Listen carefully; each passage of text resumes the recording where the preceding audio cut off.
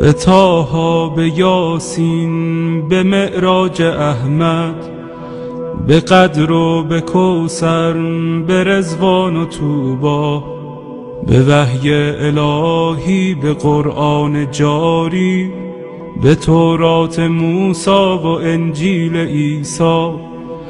بسی پادشاهی کنم در گدایی، چو باشم گدای گدایان زهرا. چه شبها که زهرا دعا کرده تا ما همه شیعه گردیم و بیتاب مولا. غلامی این خانواده دلیل و مراد خدا بوده از خلقت ما. مسیرت مشخص، امیرت مشخص، مکن دل دل ای دل، بزن دل به دریا. که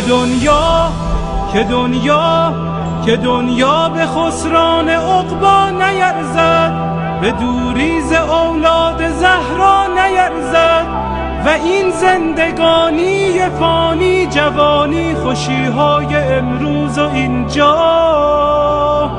به افسوس بسیار فردا نیرزد.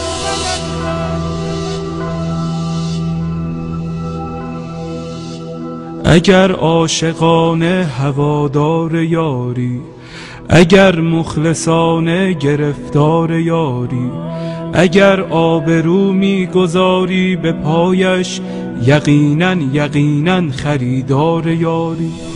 بگو چند جمعه گذشتی ز خوابت، چه اندازه در ندبه ها زاریاری.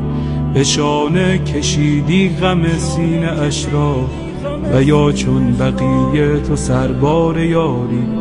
اگر یک نفر را به او وصل کردی، برای سپاهش تو سردار یاری. به گریه شبی را سحر کردی یا نه، چه مقدار بیتاب و بیمار یاری. دل آشفته بودن دلیل کمی نیست، اگر بیقراری بدان یار یاری. و پایان این بیقراری بهشت است، بهشتی که سرخوش ز دیدار یاری. نسیم کرامت وزیدن گرفته، و باران رحمت چکیدن گرفته. مبادا بدوزی نگاه دلت را به مردم که بازار یوسف فروشی در این دوره بد شدیدن گرفته.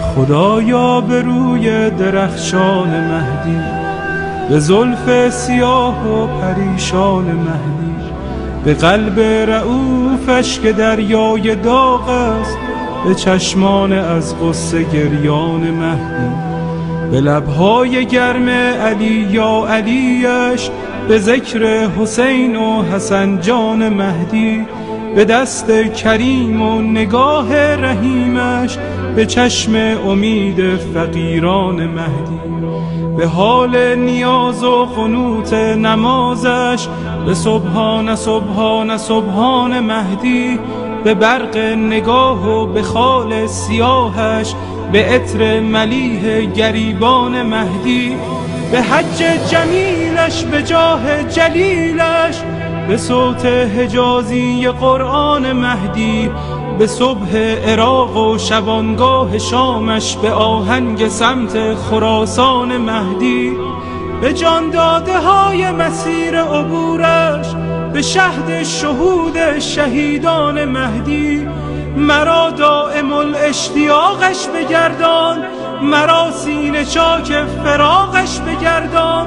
تفضل بفرما بر این بنده بی سر و پا، مرا همدم و محرم و همرکاب سفرهای سوی خراسان و شام و عراقش بگردان.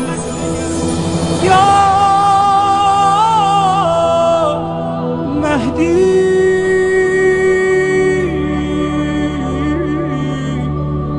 یا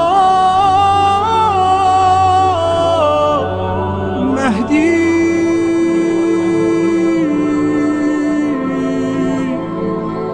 مددی